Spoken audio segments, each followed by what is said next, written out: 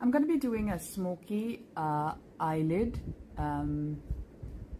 Smoky eyelids are very in these days, so this is 2025. So I'm just going to put some gel eyeliner from L'Oreal in intense black just closer to my eyelid. And this needs to be blended in. You do need a few layers of this. It's quite dense as well. I also go on my lower lash line.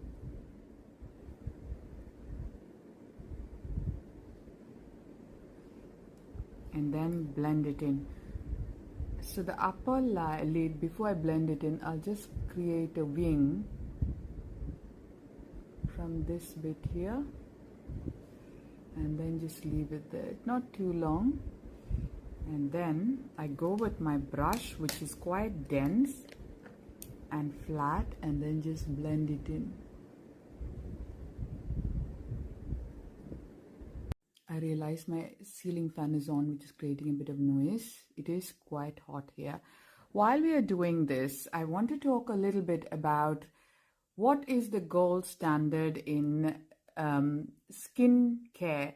So if you had to choose one ingredient of all the active ingredients that is on the market, if I were you, what would I choose? I would say it is retinol or vitamin A. A form of vitamin A would be the thing. It is like the master of all things that we need for our skin. Retinol is the weakest form compared to retinol, tretinoin, and isotretinoin. So isotretinoin and retinol are very potent and needs a prescription. Isotretinoin is an oral form, and tretinoin can be topical as well. Often we are worried about liver functions when we prescribe patients isotretinoin, and they can cause severe irritation with severe dryness. Whereas retinol, which is 11 times more potent, it falls somewhere in between. It's also very irritable. So if you do want to progress to retinol, then you got to start with retinol, or the one of the weakest and the most pleasant form of vitamin A. So what does vitamin A or retinol do? So it actually increases your skin turnover. It makes regeneration of your skin very quick, and it basically reduces your pores, your fine lines. Retinol is an indirect form of vitamin A, so it needs to be converted. There is a few steps that before it can start acting. So the action is a bit slow start. You don't get quick results with retinol.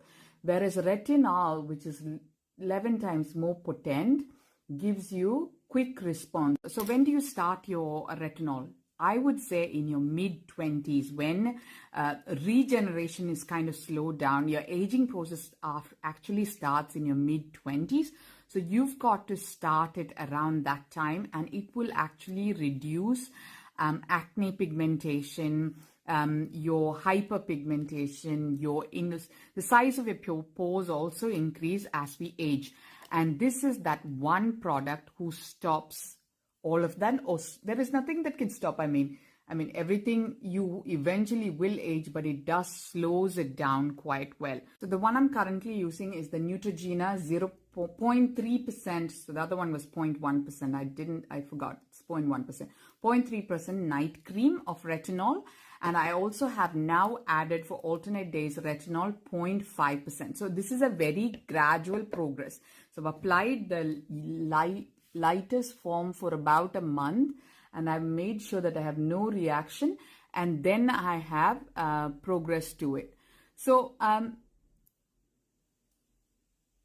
do you start it? You only start it at night when your skin is the calmest. So you want to try and start it in a slow kind of way. You haven't done any microdermabrasion, you haven't done any laser treatment, you haven't put any exfoliation, because these can all irritate, and generally, or you always tend to get a few days of acne sometimes or redness when you start off with your retinol.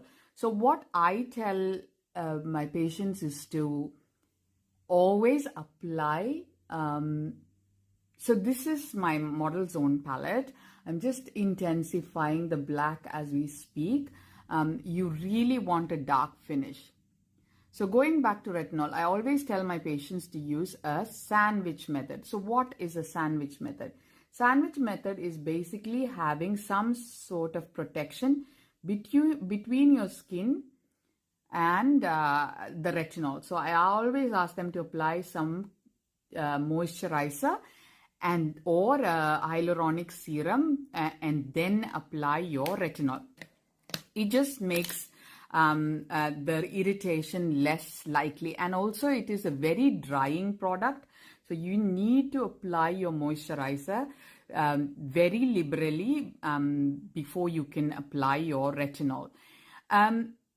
I would suggest starting 2 days a week and then slowly progressing after you monitored how your skin is responding and it is kind of eased into this whole routine. Now, you do not generally apply any other active product if you are applying retinol. So generally I say apply it in the night and just hyaluronic acid and moisturizer and retinol. It's got the all-purpose function, so you really don't need anything else. Every other active ingredient I apply in the morning. The most important one not to combine with retinol is vitamin C and also AHA, BHA, because exfoliating things like AHA, BHA can also irritate your skin. So I'm very careful with not mixing things together. In the morning, I apply my arbutin, my tranexamic acid, and my vitamin C. You've got to make sure that you apply liberally sunscreen, because sunlight can break down retinol and it will not, it does not work. So you do need to apply good sun protection if you're applying retinol. So how much do you apply retinol? You apply a pea size and that's about it. And you can increase the frequency from 2 days a week to maybe 3 or 4 days.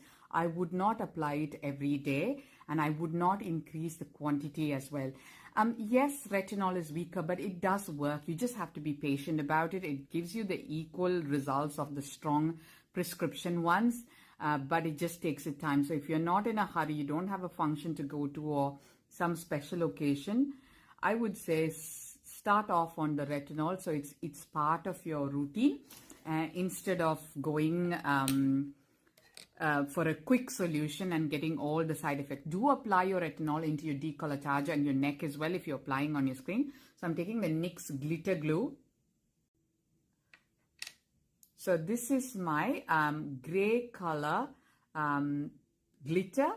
It's a black gray color that I am going to apply on the middle of my eyelids. Look at that color. It's so beautiful. So we were talking about retinols, and then vitamin C, it brightens your skin. It's a good product. You apply it in the morning and then you apply sunscreen. Niacinamide can be combined with retinol. There is no issues at all. It's only things that are very, very strongly active and competes with the retinol is what you should be avoiding.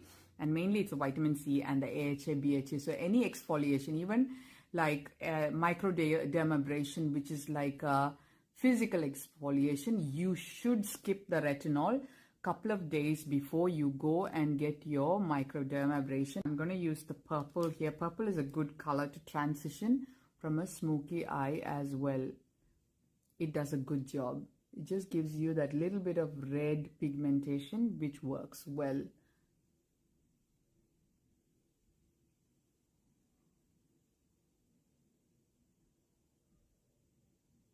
So I've applied my L'Oréal Paris lipstick with the lip glaze from Australis to finish my look.